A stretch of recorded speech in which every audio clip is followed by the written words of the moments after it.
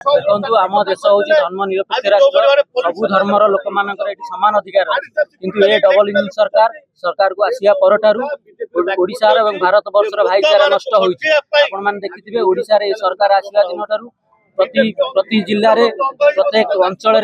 धर्म ना राजनीति कर देखिए गत किसी दिन तले बालेश्वर जड़े मुसलमान भाई अकथनीय अत्याचार करागला आपण मैंने देखिए गत काली जो भली ढेंकानाल जिलार परजंग ठारे जड़े क्रिश्चियन बंधु जो भली भाव में आक्रमण करागला धर्म ना सरकार राजनीति कर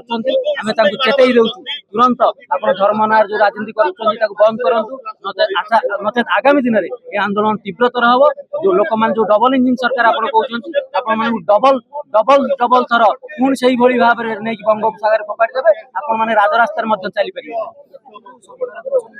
जी जी दंगा सृष्टि कर सरकार कहीं कार्यानुष्ठान नौना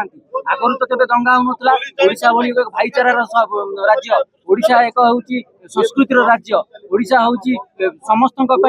हिंदू मुस्लिम सिख ईसाई समस्त भाई भाई हो चलती ये सरकार आसिया परठारू आपण मैंने देखिए प्रत्येक दिन दंगा होती प्रत्येक दिन राजनीति कराई तीव्र विरोध।